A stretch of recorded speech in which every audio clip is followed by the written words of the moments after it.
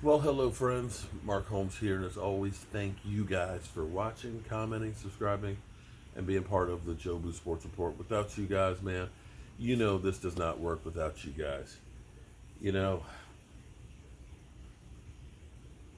I built this fire pit about 2 years ago, and this is probably one of the best things that I ever did because this is my sanity. At the end of the day, I always love coming out here, striking a match, looking at the flames. The flame patterns are always different. I mean, it just looks like a fire, but there's never two flames that are exactly alike. And it gives me a chance to reflect on life because life is so precious. We don't honestly know how much time we have. And things change as we see literally in the course of the last couple of months. I remember being at the Super Bowl and hearing about the things that were going on in China. It's like, wow, that's crazy. They're having to literally hunker down and locking people, down and, shutting down a whole city. That's crazy. But yet here we are with that right now. In life, you have to learn to appreciate the things that you have because things don't last forever. I tried to become a decathlete in college. I used to run a 4.640 in football. I could run 3 miles in 19 minutes.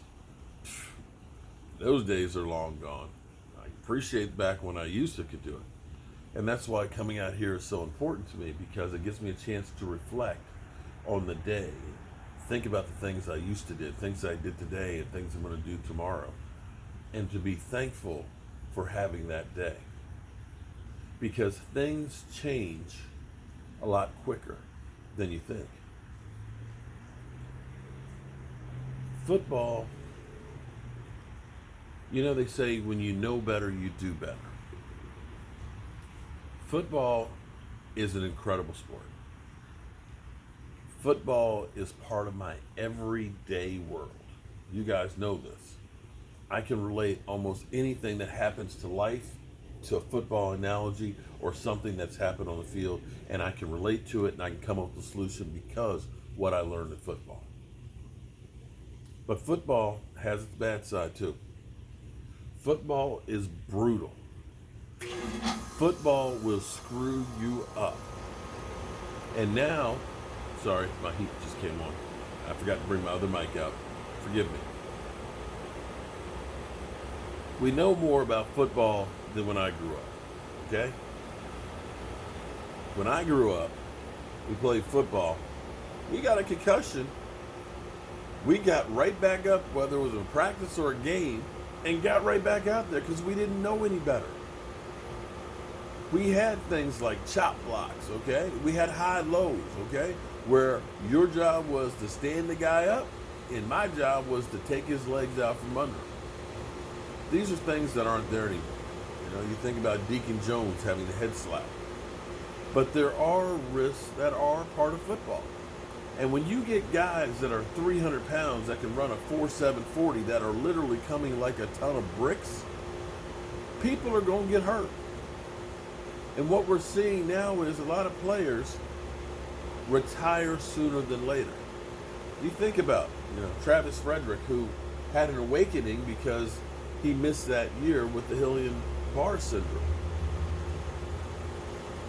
He came back because he didn't want to leave it where it was. But he realized, turn this down a little bit. He realized that there's other things in life that are important too. His wife and his kids. A lot of people think that I hated Tony Romo when I said I'm glad he retired.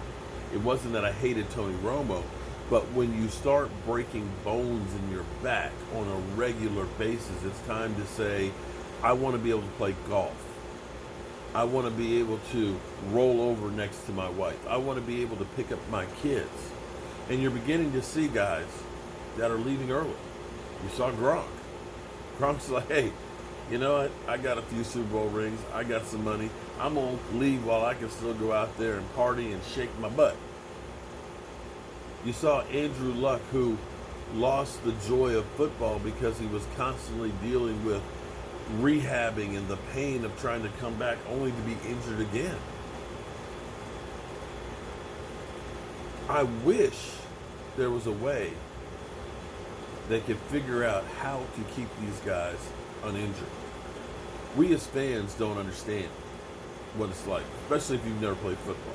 I never played pro football level. Never did. I have my hats off to them. I remember what it was like in college having to rehab a knee, to be up at 6 o'clock in the morning taking ice whirlpools and then getting into the hot whirlpool and then getting back into the ice one and then going back in there. If you don't think that that ain't crazy, you go in an ice whirlpool, then you go into a hot one. That shit hurts. Or after you destroy a knee, 2 days after surgery, starting to try and rehab it while you still have stitches in there. Or breaking a finger and taping it up and still going out there and blocking somebody. These are things that these guys do every single week. We look at it and say, stop being a big, you know what, you're a crybaby, you're a whip, you couldn't do these things. They're superhuman. And we forget that these guys hurt, that these guys bleed. And I ain't gonna lie. Losing Travis Frederick is huge.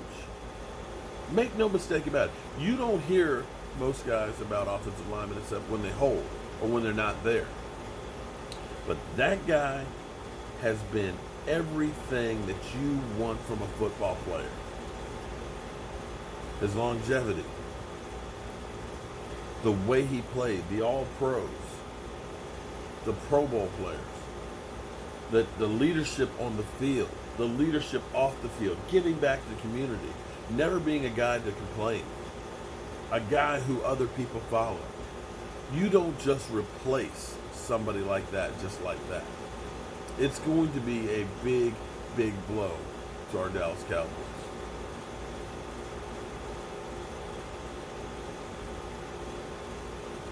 But we need to be thankful that we had that guy. Because that guy is somebody that all of the players on that field, whoever becomes the center, they need to look up to that guy and aspire to be like him. I salute you, Travis Frederick.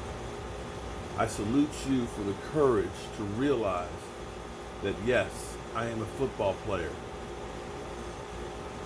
but I'm a lot more than that too. And my impact goes beyond the football field to my family, to my wife, to my community, and to myself. The Dallas Cowboys just got a little worse today.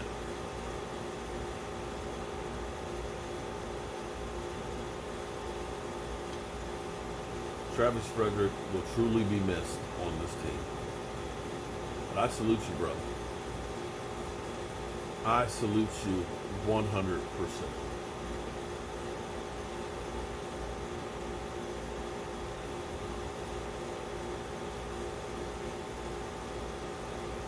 That being said, it's time to turn out the lights here, guys. This party's over. I pray for all of us. I'm going to try and do everything I can to help as many people as I can. I'm going to work on keeping myself home, keeping myself safe, and keeping others safe from me, because I don't know if I have it any more than you know if you have it. And if we don't assume that everybody around us has it, everybody around us will have it. So I beg you, I plead you, keep your distance, wash your hands, stay away from everybody, and let this thing pass. Only way we're going to get through it. It was so warm a couple days ago. Now it's back to being cold. It's time to turn off the lights, y'all.